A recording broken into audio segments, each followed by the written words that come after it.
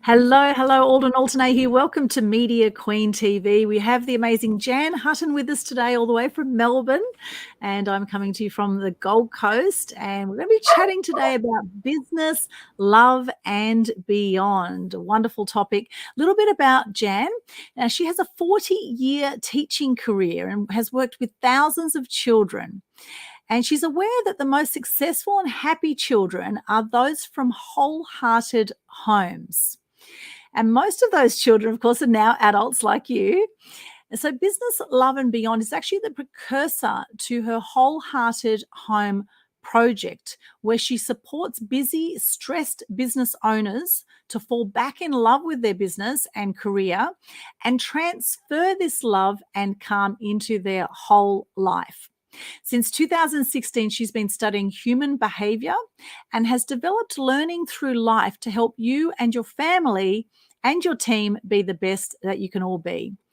To have healthy amounts of ambition and meaning throughout all aspects of life.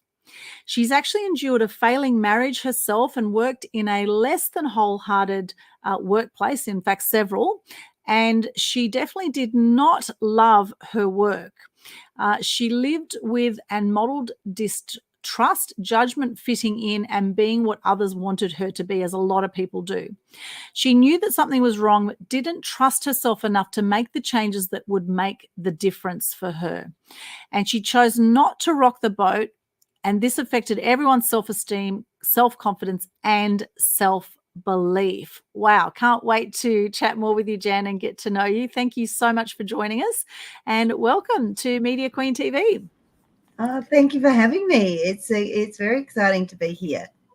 Yeah, thank you. Fantastic to have you here all the way from Melbourne. And I know in Melbourne, you've really had a really hard time with all the COVID lockdowns and all the craziness over the last 2 years. So I can imagine the mental health situation in Melbourne has been particularly hard the last few years, I would say. And I know there's been a lot of rallies and a lot of very upset people in Victoria, and a lot of them been running up here to Queensland. I know we've had an influx of people moving up here. So I can just imagine what you've gone through, and I feel for you and all the others in Victoria and Melbourne, particularly with what's happened. How has it been for you, Jan, the last few years through all the COVID craziness? Well, what I didn't like was having to wear a mask if I went for a walk along the beach. It just seemed silly. Of all the things, that seemed the silliest. And one time I was up in Merimbula, and COVID hit Sydney, and I had to leave Merimbula straight away. It was New Year's Eve, and I had 2 weeks isolation for absolutely nothing because there was no COVID anywhere near me. So there was a few things that happened that didn't really make any sense. When I was sick with COVID, having time isolated made a lot of sense, but not when I wasn't, and there was no chance that I had any. I was near it at all. So that, and now here we are. Everyone's getting it. It's just crazy. Yeah, so many people had the jab, and now they're all getting COVID, a lot of them. So it's really interesting what's gone on with that as well. And I must say, in the early days, I was wearing a mask in the early days when it was mandatory to wear a mask. And then I found out that you actually don't have to wear a mask, and you can actually get an exemption. And because I was finding that I kept feeling like I was suffocating in a mask, and it was actually mentally demoralizing. I was actually getting depression every time I put a mask on. I just felt gagged. I just felt awful. And so I went to the doctor. I got an exemption on medical grounds, and I have not worn a mask since. And I've actually looked into the health side of masks, and they're actually very, very bad for you to breathe in your own bad breath, basically, is what's happening. And particularly out in nature, when you can be breathing fresh air, it's crazy the amount of people I still see to this day. It's not mandatory to wear masks, and there's people out there paranoid about breathing in fresh air. They're so paranoid about COVID that they're gagging themselves with their own masks. But anyway, that's a whole other topic. Yeah, well, seeing people jogging along the beach with a mask on, I think that's just counterintuitive. Absolutely. It's crazy. And so, everyone needs to make up your own mind for yourself and do what you believe is right. Well, however, yes. That's good. We're allowed to do that now. Yeah. So I think, everyone needs to choose for yourselves. But I actually did a whole interview with someone about the dangers of mask wearing, which actually got taken down off Facebook. And I always think, well, if there's nothing to hide, why do these things get censored off Facebook? So that interview is now up on my Vimeo channel, and it's now up on my Rumble channel as well. So I do recommend do your own research when it comes to mask wearing, which is only one small element of what we've gone through with COVID. Exactly. However, with Business Love and Beyond, now it's interesting, through this time we've had businesses that have failed during COVID, and there's other businesses have absolutely boomed through COVID as well.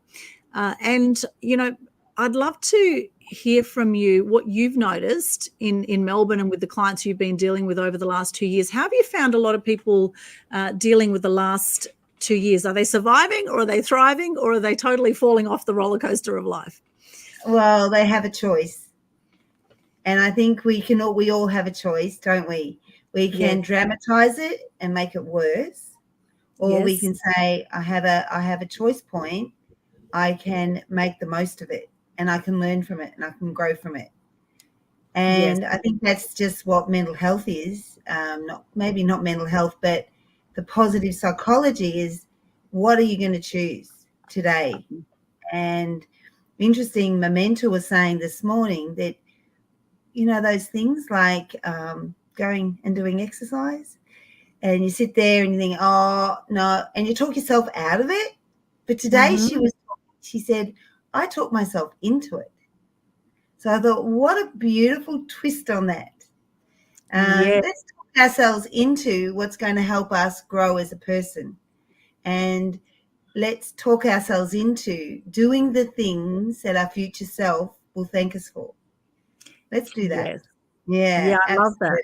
Yeah, I love that. Make the decisions today that your future self will thank you for. And it is small decisions every day, isn't it? Like a simple thing, like just making your bed in the morning, or having a glass of water first thing when you wake up can be so empowering, rather than, rushing for coffee, or, how you actually start your day is crucial to how the rest of your day goes.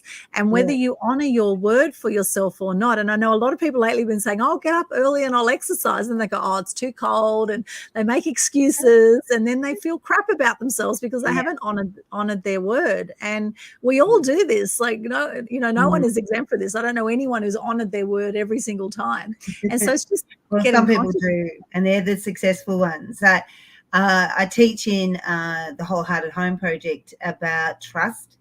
It has to start with self-trust, and self-trust is doing those little things every day that at the end of the day you go, good on you, and you feel proud of yourself.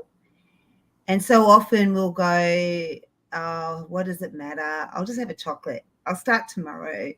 And then after you do it, there's that regret, that feeling of, oh, I did it again.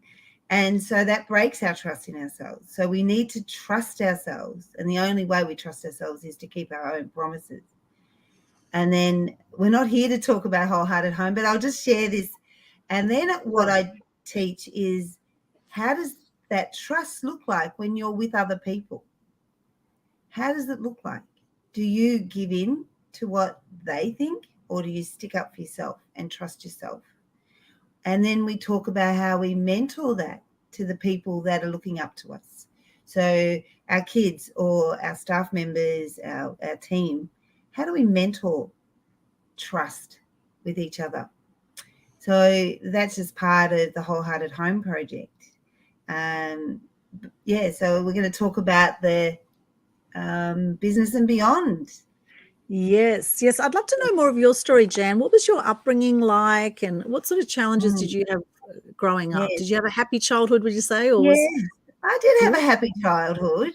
But now I've done this work over the last 6 years. I can analyze it and actually see why I have taken different paths to what my sisters, who are older than me, than they've done. And I found that I needed to be the cute one, the helpless one growing up, and everyone else solved my problems for me. So I never learned that resilience, that ability to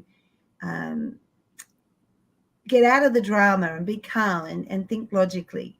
I didn't do that. And it wasn't until 6 years ago that my mentor said in a seminar, and there was 50 people or so, and he was saying it straight to me, you are responsible for every decision you've made in your adult life. And I thought, oh no, that can't be right.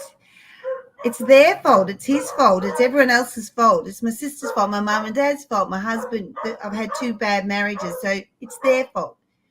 But then I realized that if I didn't take responsibility and make the choice to make my life better, I would live that life that I didn't like forever. So I had to make different choices and take responsibility and say, yeah, it's pretty rough, but what can I do to make it better? Rather than it's rough, oh, I want to get sympathy, because that doesn't give you anything. And it kept me on this treadmill. Can I share a little bit? My second marriage, my first marriage was when I was really young, and he was tall, dark and handsome, gorgeous looking, yet it became quite violent, the relationship, and it took me a while to get out of it. So my self-esteem was pretty low, and I got out of that, and then almost immediately I found somebody that wasn't violent, wasn't a gambler, and I fell in love with him, and he was a good man, yet my needs, I didn't feel my needs were being met, because I was the people pleaser, and I do things for everybody else and then wonder why nobody did anything for me.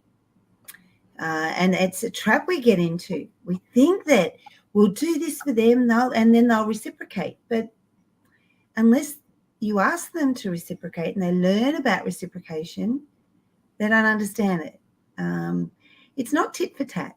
It's not that. It's not, well, you scratch my back for 5 minutes. No, I'll scratch your back for 5 minutes. What it is I need a back scratch right now, and you need me to walk with you in the sun. Let's do that. So we do what the other person needs when they need it, rather than thinking these things. We have to do the same sort of thing over and over again, because we've all got different needs.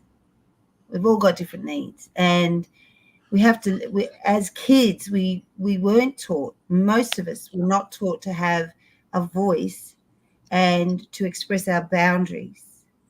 It was like, if you want an opinion, I'll give it to you, that sort of thing. And so we came out into grown-uphood, and we didn't understand what a boundary was. And it's taken me a long time to really understand it. But what it is you tell me a story about your trip to Las Vegas or wherever you've been, and I go, yeah, I went there too.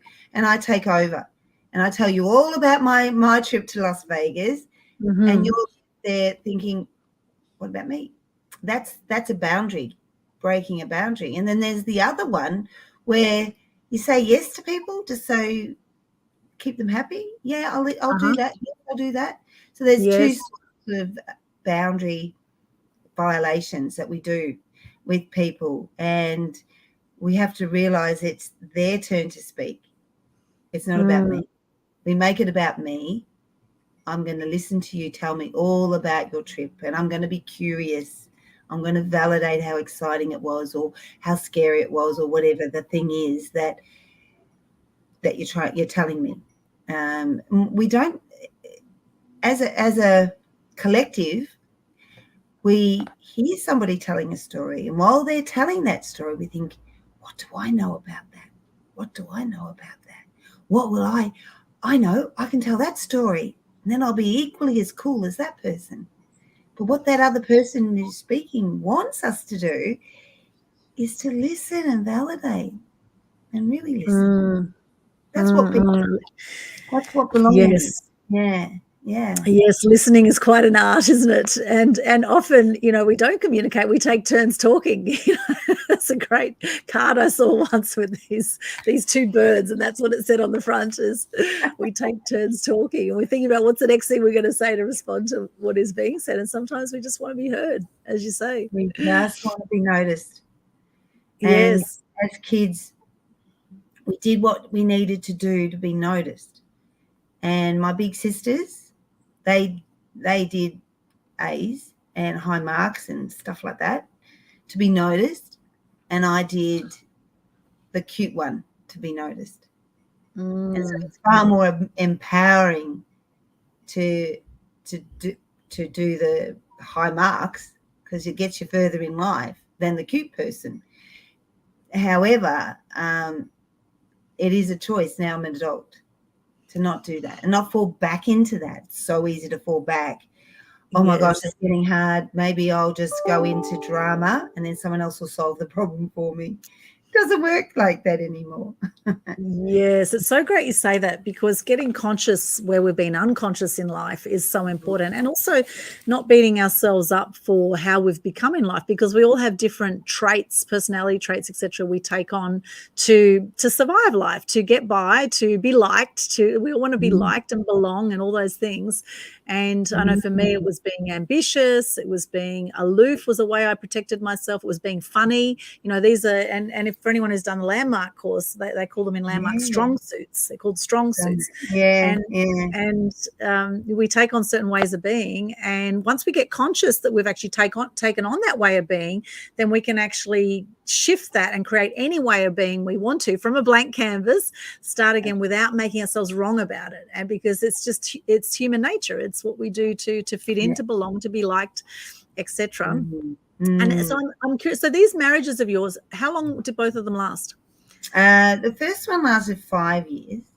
And I laugh. I shouldn't. That was a very inappropriate emotion then. I was just thinking how when I walked down the aisle, it was a Greek church, and I looked up at the big chandelier in the middle of a Greek church, and I thought, well, at least I can get divorced if it doesn't work. And I'm walking down the aisle. I know. Wow. And then it actually turned out just how I was thinking as I walked down that aisle at that moment. It was just so dysfunctional, and I could blame him, but I also made that choice. I was an adult. I was 22, and I knew it was wrong. And I watch Runaway Bride, and I think maybe I should put runners on and run, but I didn't. I went through with it because I didn't want to disappoint everybody, as you do.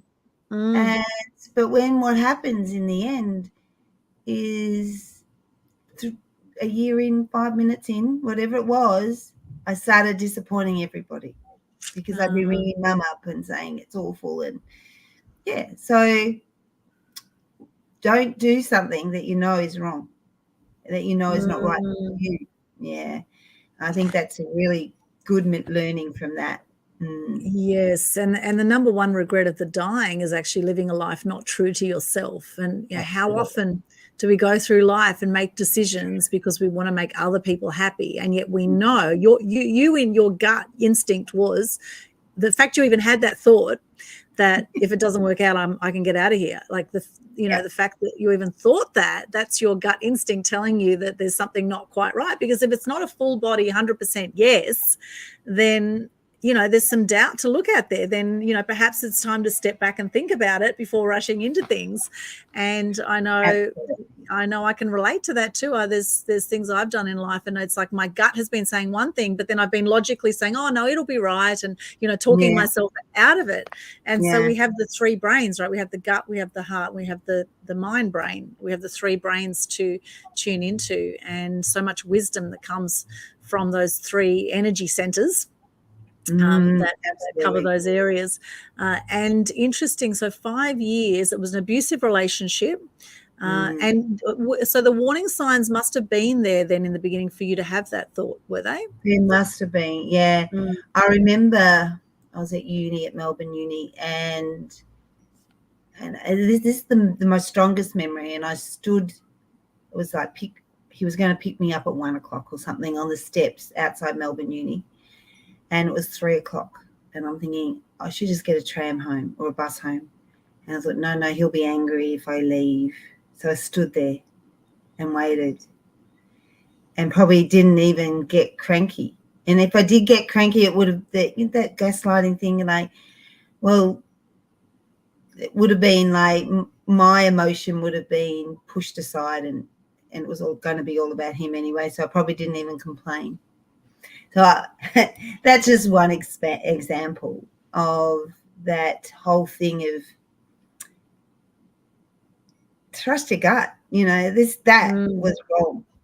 But the need to have a relationship was stronger than my need to be respected. And the need to be in a relationship was more important than my need to be treated well. Whatever that means. And it got me into a lot of trouble over the years. Yeah. So it was violent and alcohol and gambling.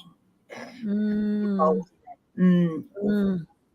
Wow. Well, thankfully you got out of that.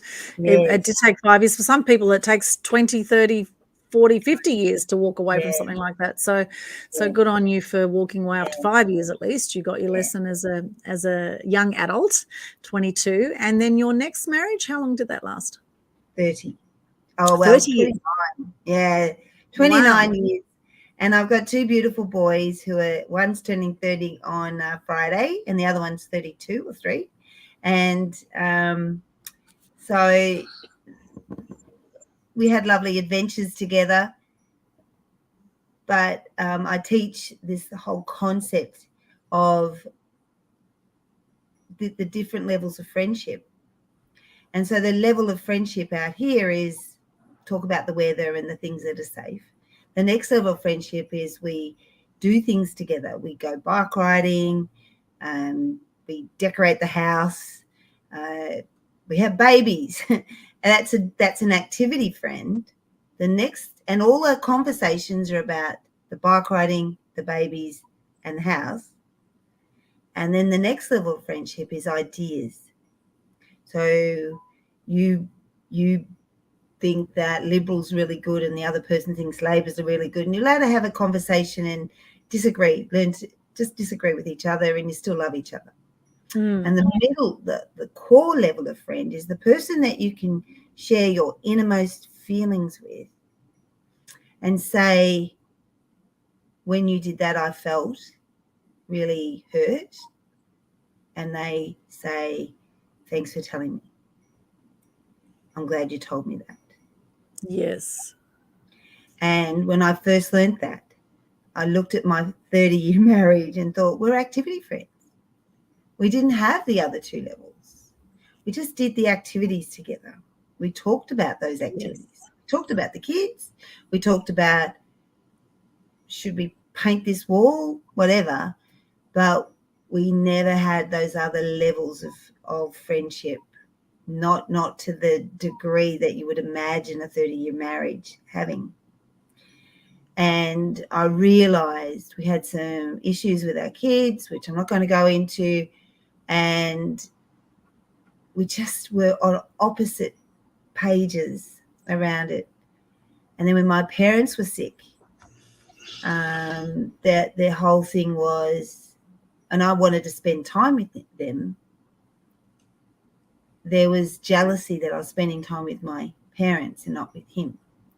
And so there's all these little things. And I knew that when I was old, which is a long way off now, when I'm old, he wasn't going to be the person to look after me or support me or be there for me. And I knew that. And so I left, and it was traumatic. It was awful. It was a hard decision. To me, it was very courageous. It was much more courageous than living in a life that would be unfulfilling, living with somebody and never having that really core relationship, because that's what a good relationship is that core that we can share how we feel, and that's respected back. Yes. And we're thanked for it. So teaching that is one of my key things, and I love people when they get that understanding, and I teach them little strategies of how to show the other person that you really are listening and you really care about what they're feeling, rather than brushing it aside. The whole adage, why are you complaining about that? There's nothing wrong. That's pretty normal. However, this is how I feel about it. And that's how I feel about it. And that is important because that's my feeling. And that needs to be validated. And that's the relationship that I want everybody to have. Because if mum and dad, or mum and mum, or dad and dad have that relationship, then what they give to their kids will just be awesome. Because they'll have the space to give their kids everything they need. And everything they need is love, time, and love. Rather than, here's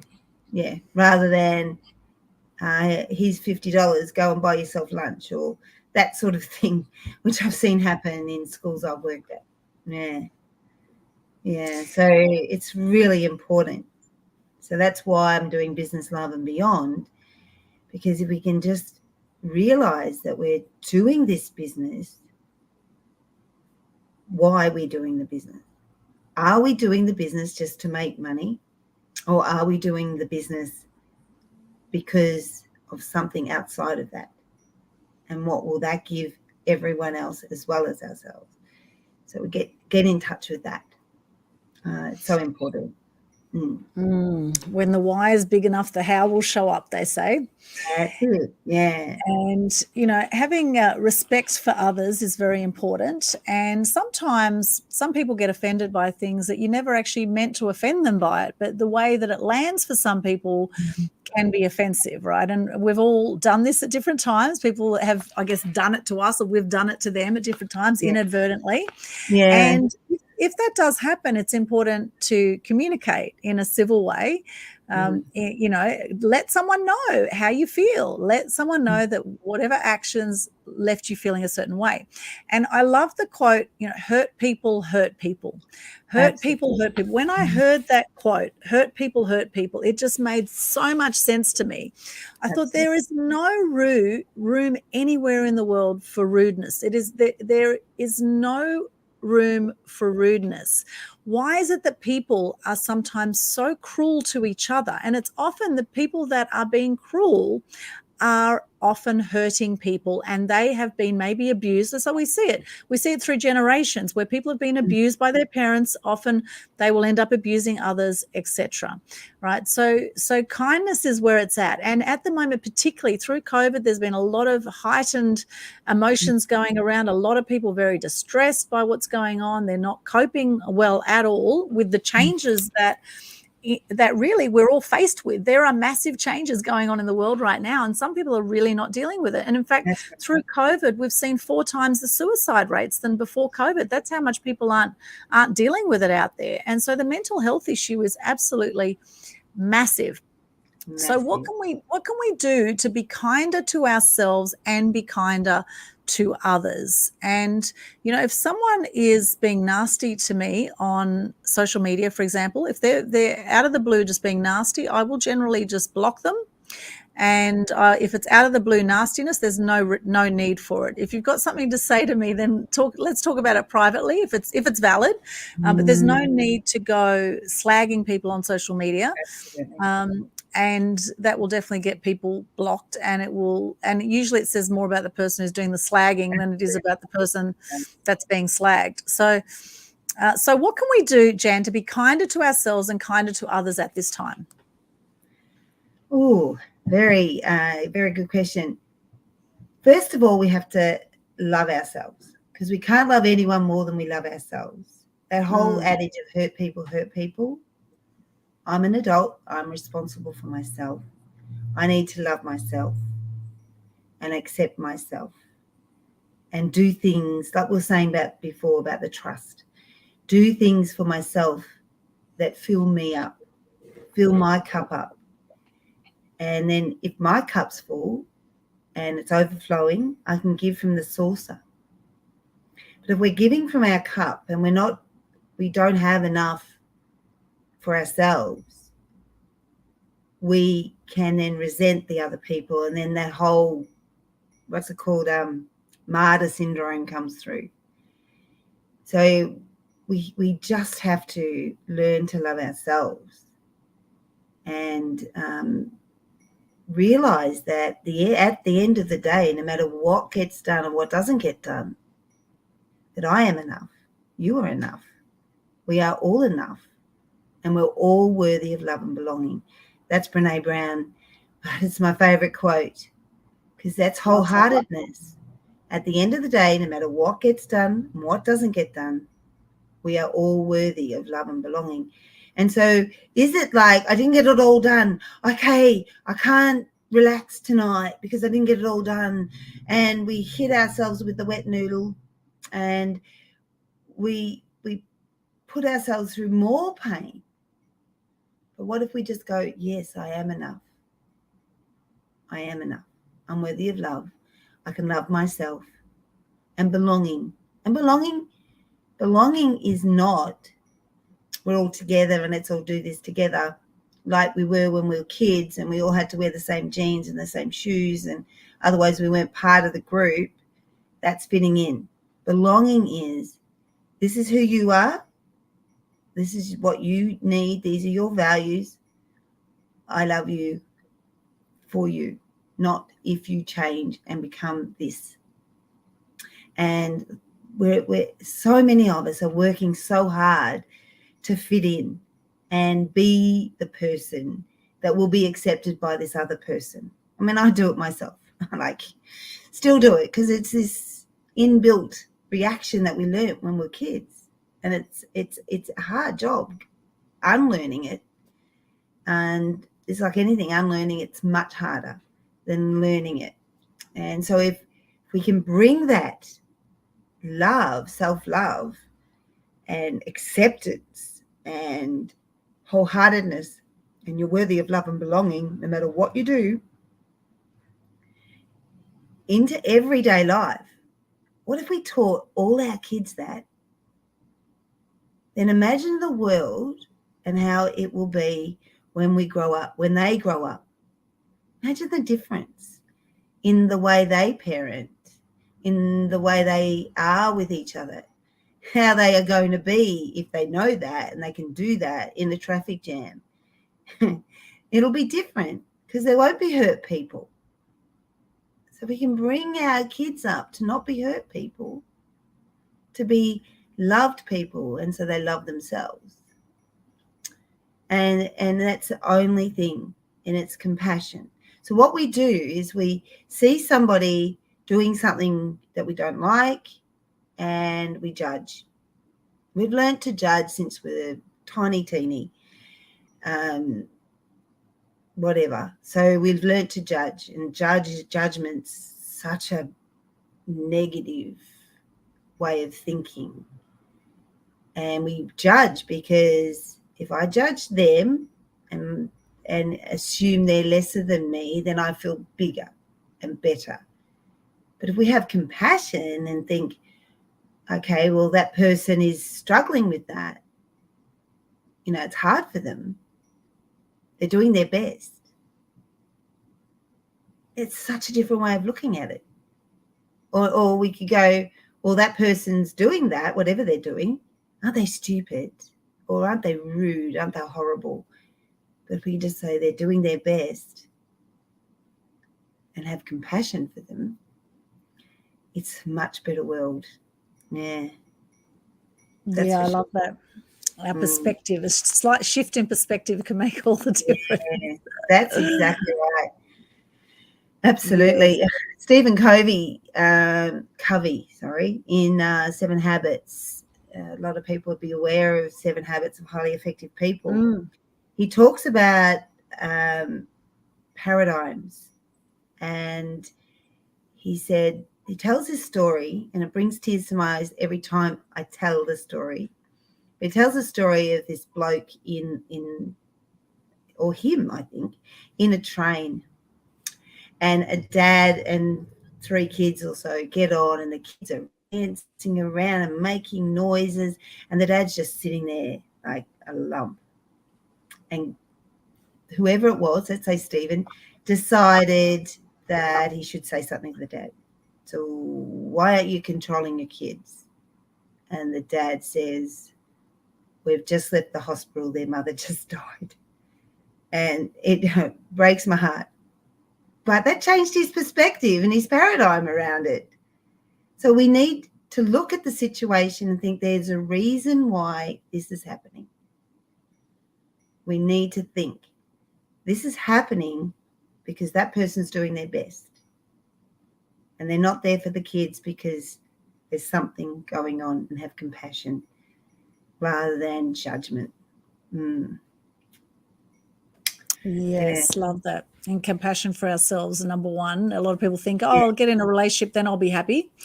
And they think that's going to give them happiness. It's definitely not. And, business and love very closely intertwined, because if the relationship's not going well, often the business will suffer as well. The business is often a reflection of what's happening in private life too, wouldn't you say? It is. Or it could be the opposite. It could be my business is great, I haven't got time for my relationship. And it could be I'm working hard at my business because going home is a nightmare. Because all we do is fight at home, or we're always at each other, or whatever it is. I mean, I know in my early years of teaching, I spent hours and hours and hours extra at school doing things that weren't really relevant, but it was fun and I felt good about it because I didn't want to be home. So are people working late at work because their relationship's not good? So it could be that, or could be, where am I? It could be work's really bad, working hard. That's because the relationship's low, or it could be like you're saying, especially in couples who work together. Yes, was talking to an accountant person, and he said he was talking to the mum and dad who were running the business, and they'd obviously just had a fight, and dad went off that way and mum went off that way, and he was sitting there, and I'm thinking, gosh, wouldn't it be good if I could just sit with those people and help them learn to talk to each other? That would be number one, to help. And if we can help the people in the business to enjoy their business and realize why they're doing the business. We're not just doing it so we get millions of dollars. We get doing it because we want a lifestyle. We want it for these other people. And these other people are important to us because that's our love source.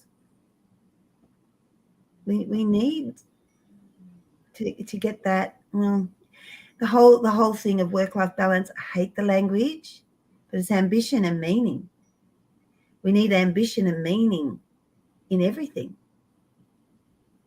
Have you ever had a time where you had lots of meaning and it was all kumbaya and everybody was, it's like a mum who stays home after their first baby and it's all lovely, but it gets to a point where you feel you need a bit of ambition. You need to push yourself a little.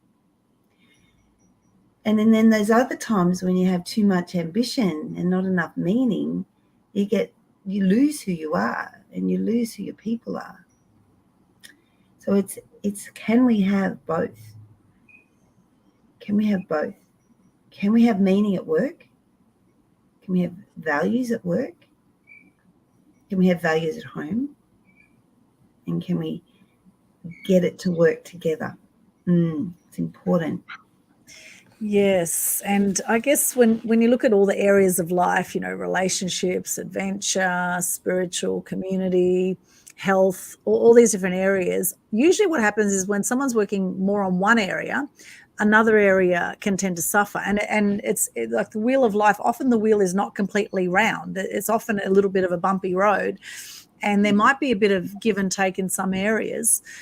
And I guess it's getting conscious to that and making time in your calendar, making time in your week for things that energize you and that make you feel good about yourself and good about your life, and then fitting other things around that. Because if you're energized and you're healthy, really your health ideally would be number one. I don't like the word should, but ideally health is, without your health you've got nothing really. It starts with you. And making time for that, making time for those things that energize you is absolutely crucial. So what are some of the things that energize you, Jan? What are some things you love? Well, talking to you is energizing me today. I love it. I live opposite Elwood Beach. I walk my dogs along Elwood Beach when the wind's not too cold. I love that. And today I had a swim. I'm coming back from not doing it. So today I swam 1.2 kilometers. Wow. Which is just the beginning. I'm just getting back, and my muscles are saying thank you very much for that. Having conversations with people, which is what we're doing. I love having conversations about things that matter, important issues. It's lovely, and it really energizes me. And being with my family, my friends, my two boys, and the dogs, and yeah, that's what energizes me. And reading and learning through life. Had to be the name of my business, because I believe that learning at any age is essential. If we stop learning, we're going backwards. So there's this old adage of be green and growing or ripe and rotten.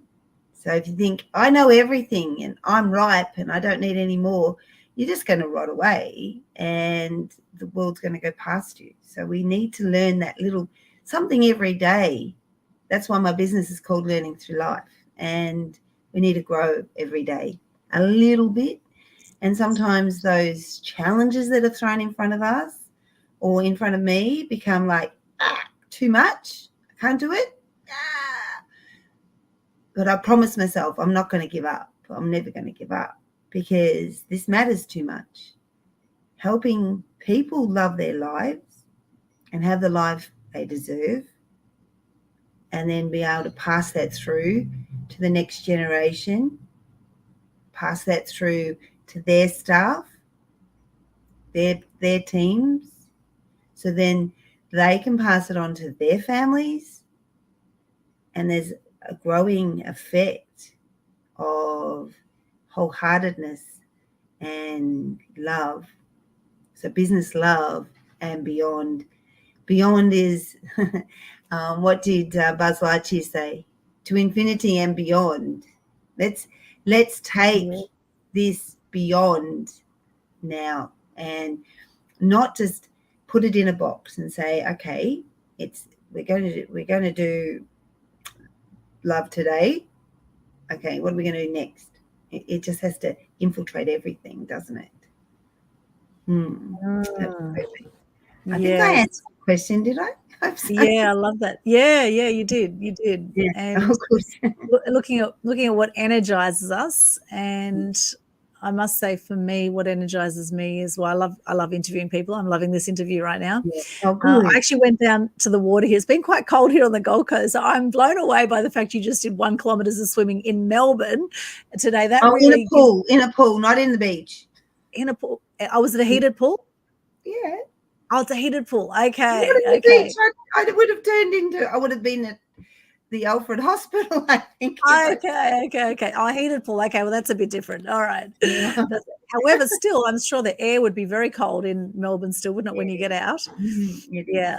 So I actually went down to the water today, went down to the Broadwater. I put my feet in and I splashed my face, and that was invigorating. That was definitely invigorating. And I have been swimming here occasionally on the Gold Coast, although some days I must say it feels a little bit cold. Although I do think about people in Melbourne and Sydney who do swim in the ocean and who brave that. It blows me away. And there's those that get off on ice baths, right? Ice baths, and that's meant to be very, very good for our health. And pushing ourselves, pushing out of our comfort zones. It's something about the vagus nerve. The cold actually makes the vagus nerve reactivate or something. I'm not a biologist or okay. I don't know, but I've heard that. Yeah. Yes, very good for you. Apparently, the ice bath. Absolutely. Yes, amazing. And so, looking back at your life, Jan, what is, say, one or two of the biggest challenges? We know you've had two marriages now. You've had 2 divorces. So you're so you're single at the moment, or are you in a relationship? No, I'm not single. No, I've got a lovely partner who's very validating. Oh, beautiful. Okay, so you've got a lovely partner. That's nice. And so what are some of the biggest challenges you've faced in the past, and how have you come through them? Or maybe just one, if you can think of one really big turning point for you, or something happened. The whole thing of knowing that the relationship I was in wasn't right for me, but on the surface, everyone thought I had the best life. When I left my husband, people said, "I don't understand why have you done this?" On the surface, our relationship looked great. So we went away on the trips. We had the big house on the hill. We had cars. So it was also external stuff. And so the external stuff mattered so much. And at this point, I realized that actually there's more to life than the external stuff. It's about who we are as inside and how we are with each other on a close level. I knew it, but I didn't know. For years I knew it. I was frustrated by it for years.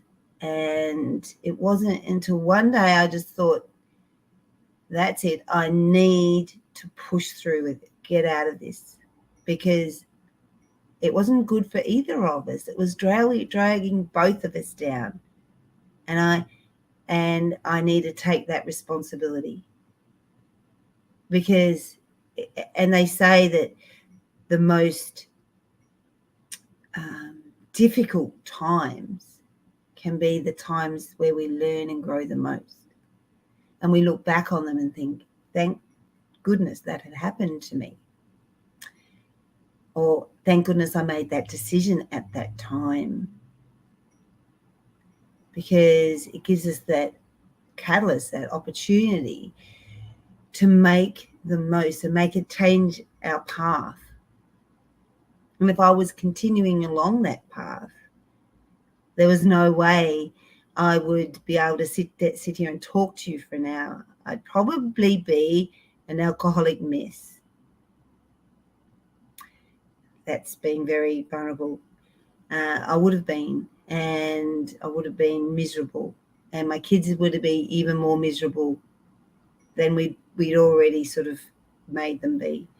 So them seeing my kids, my 2 boys, seeing me grow and push out of that and create this business and make a difference to lots of people is one of the strongest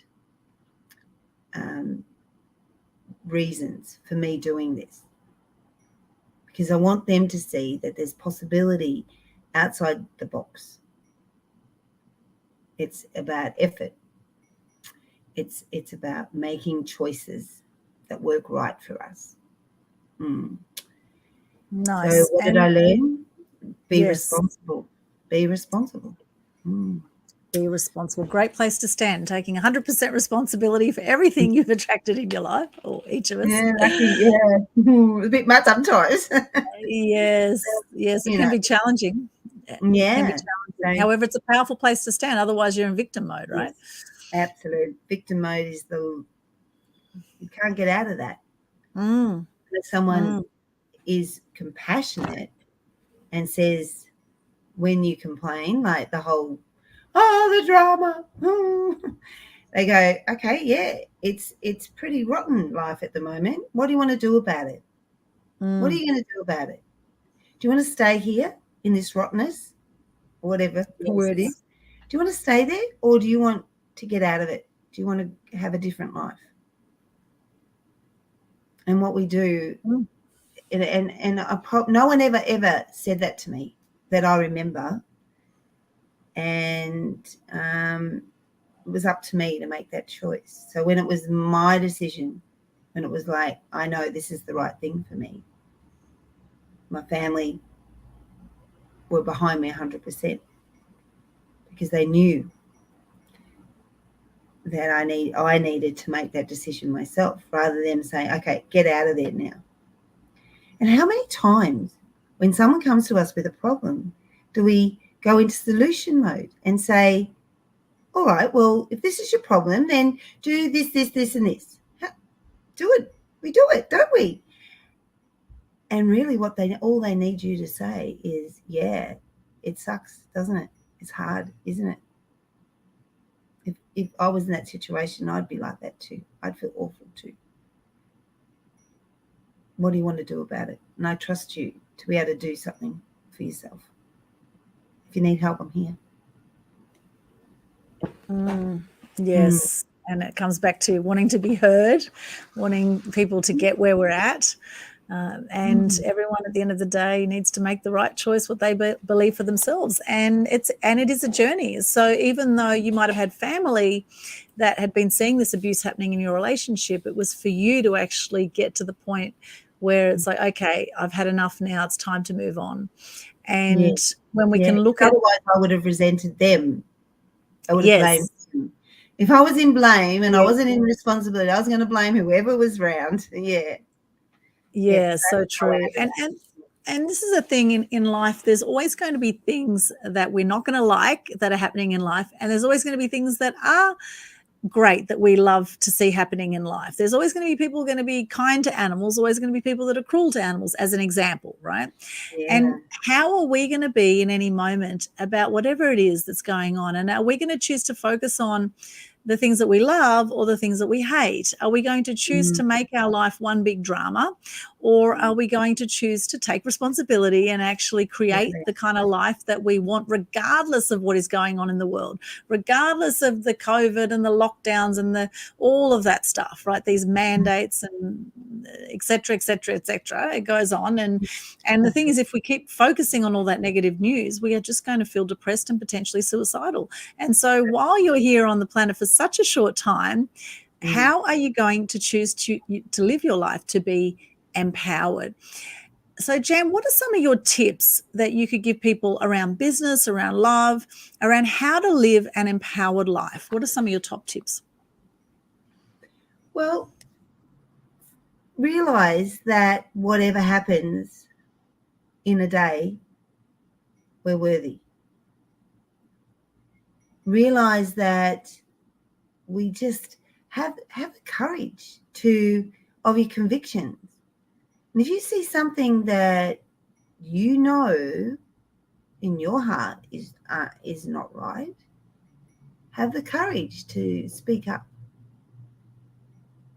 You don't have to walk up and down streets with placards, but that person on the beach or somewhere that's hitting their dog, have the courage and say, and have the courage and say, that's not good for the dog. And the person won't care, but have the courage. Have the courage of your convictions and believe that what you believe and who you are is good.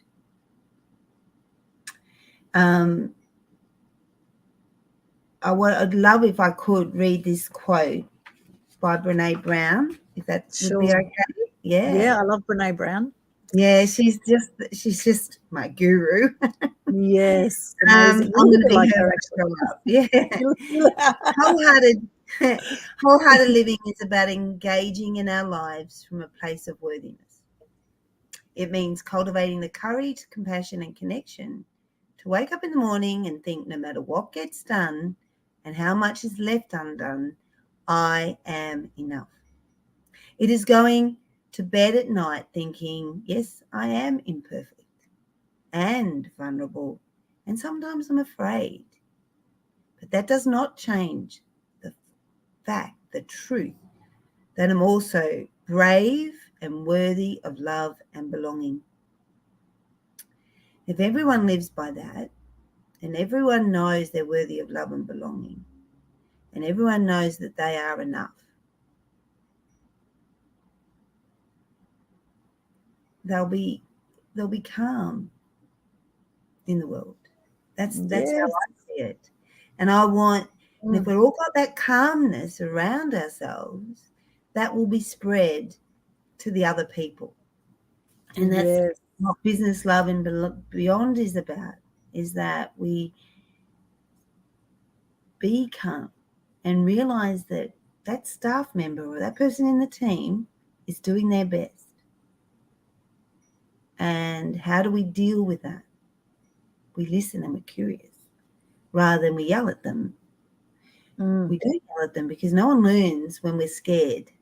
No, that's the whole lizard brain goes up and it gets into a point like I can't hear and I can't understand. So if it's fear that we're working under, we won't do our best. In calm, we do our best. So let's see if we can bring calm into everywhere. Calm rather than chaos. I love that. And you can be calm in the face of all chaos. And in fact, peace is one of the highest vibrations we will feel as human beings. If you look up Dr. Hawkins' scale of consciousness, you will see there that we actually vibrate at different frequencies when we get in different emotions. And when we're in a peaceful state, we're vibrating at 600 hertz, according to Dr. Hawkins' scale of consciousness. And above that is enlightenment. These are actually the highest vibrations you'll feel as a human being. 700 to 1,000 hertz is enlightenment. Below that, we have joy and abundance at 540 hertz. And love is 528 hertz. You might have heard people say, well, it's fear or love we're coming from. When we're in fear states, we're vibrating with anger, grief, shame, depression. They're all 150 and below, 150 hertz and below. In fact, shame is the lowest vibration. At 20 hertz, you're vibrating at when you feel shame around anything. If you've got guilt around anything, you're feeling guilty, that's 30 hertz. It's quite extraordinary when you look at this, and all scientifically proven. And so calm, coming back to what you said about calm, that's in a peace, being in a peaceful state, it's actually even more heightened than a loving state. It's all kind of tied in together there. But just notice, where are you vibrating at, right? Watching this right now, where are you vibrating at in life? Are you in a peaceful state, and are you calm and joyful and loving? And of course, there's going to be times we're going to go up and down this scale. We're going to go, it's like the roller coaster ride of life. However, the minute we get conscious to when we're vibrating at a low state, then we can choose in that moment, are we going to be the victim of this situation, or are we going to look at it as, okay, what is this teaching us right now? Because I do believe these lower states are, maybe it's the universe, God, etc., telling you to just take a break, maybe just have a nap, maybe do something in life, take some time out for yourself. There's a reason we go through these different stages, I believe. And so I put a post up about that, just coming into presence and calm. And someone said, as a nurse, I had to multitask all the time. But what if there was a way of doing that job, but doing it in calmness, and whether or not the job would have been done better because people would have felt that connection with you more, with the person more. And in teachers, like, don't kids, the kids are making too much noise, and the teachers, stop, they're screaming, stop making all that noise. So we're modeling something we don't want, but if we just calm down and just sat and breathed and calmed the kids down, wouldn't it be so much better in that classroom? And how much more learning would happen? Absolutely. And I love that you've got that science around it. I'd love if you could share that science. Yes, actually, yes. That Dr. Hawkins' scale of consciousness is actually inside the Conscious Community Global Facebook group. There's a free group you can join, and if you go to the featured section there, you will actually see that exact diagram, and it actually all ties into our energy centers or our chakras, which some people will say, oh, that's woo-woo. However, that again is scientifically proven. It's not woo-woo at all. It's scientifically proven we have different energy centers, and it ties in. We're either in contracted or we're in expanded states. And so when we're in those calm states, peaceful, loving, enlightened states, we are expanded. And when we're in shame, guilt, anger, all those negative vibrations, then we're contracted. And we become smaller as human beings, or we become brighter. I guess it's like the flame, you either dim your own flame or you expand your flame, or like a battery. We either become more energized or less energized, and that's where some people, you'll feel they'll drain your energy sometimes, or you'll feel your energy drained sometimes with some negative people. And this is where protecting our energy and our boundaries are so important, coming back to what you said at the beginning around boundaries. All around the circle. Can I just share, a client shared with me the other day that yes, at her work, she's got staff people doing lots of different things, and they come to her with chaos and drama. And so now she doesn't, instead of reacting with them, she just she sits there calmly, and her state and what she's, the power that's had in her workplace is just phenomenal, because she's feeling calm. They're not getting the stuff. They're actually going up. What were those? Up to higher megahertz or whatever. Yes. And getting more done, and everybody and the whole workplace is changing because she changed how she reacted. Yes, her beautiful. Response. Yeah. And it's a journey. It's a journey, and it's important not to be hard on ourselves during this journey. I've certainly had the lows of lows and the highs of highs. I've felt it all. That's for sure. And I've had depression over the years. I've had 4 friends take their own lives. So I've seen also, I've seen it when people have fallen off that roller coaster ride of life. And it is, if it's to be, it's up to me, they say. This is your life. How do you want to live your life? And Jan, you're doing some great work to help people live amazing lives. Now, can you share a little bit about what you're up to and how people can work with you? Well, thank you for asking. On the 11th of August at 7:30, I am running a masterclass, a free masterclass, and the link, have you got the link there? Yeah, a free masterclass. It's on Eventbrite, where we're going to go into business love and start thinking about why we're really doing business. And I know we need money to pay the bills, and all those extra pressures are on us. And we're going to look at 3 steps. What are our priorities? What's the most important things to us? How can we plan them into our lives? And then when we're doing them, how can we be present and calm? So if we use those 3 steps and then just do it, there'll be self-trust. There'll be trust. Others will trust us because we're doing what we said we'd do. And our relationships will improve at work and at home. So isn't it easy, though, to say, okay, on Wednesday afternoon, I'm going to have 2 hours off to go for a walk around Albert Park Lake or along the beach. And then when it gets to that time on Wednesday afternoon, some disaster happens, and so we stay behind. and do that. And we don't do that thing that we promised ourselves because we don't trust the other people around us, whatever. So let's start learning to prioritize what's important. And as you said earlier, without our health, we've got nothing. What's the point of having $1 million and dying? You give it to your kids or to the dog's home. Isn't it better to have the life you want, the relationships you want, the calmness, the life that you deserve? And maybe a little bit less money, because I had the money, I had the house, I lived on the hill with the view and everything, and I wasn't happy. What makes us happy is connection and belonging and love and calm.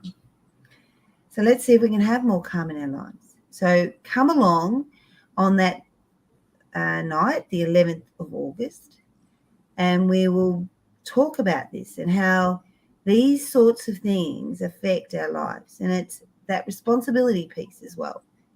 Are we being responsible or are we being in blame? Are we being reactive, which is down here, or are we being responsive? Are we being logical? Because we can get so caught up in the drama cycle. It's so crazy.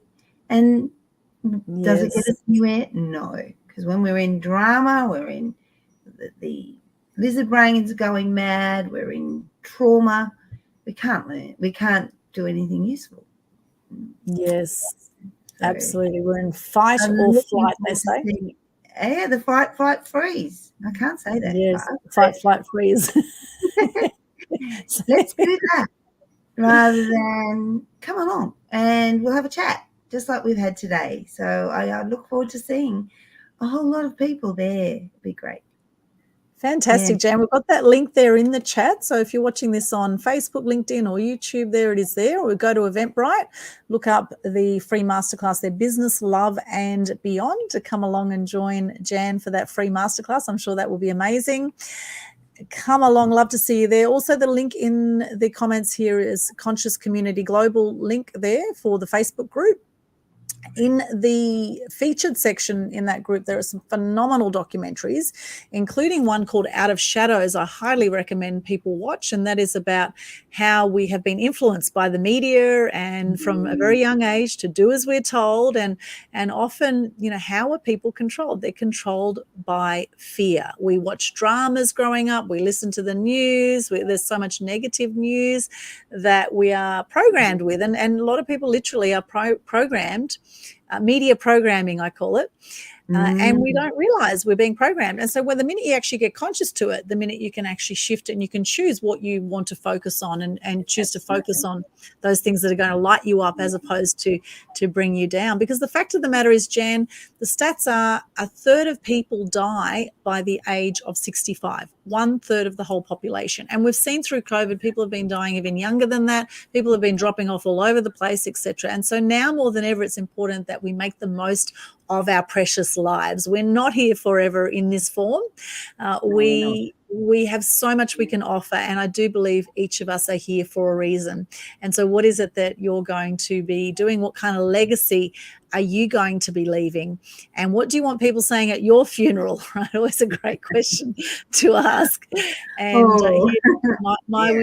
my wish is for you to really make the most of this beautiful life. There is so much we can be grateful for, regardless of what is going on in the world. And I'm certainly grateful for you, Jan. Thank you so much for your time here today. Can you believe we've chatted for nearly an hour and 10 minutes already? It's absolutely flown. Been great.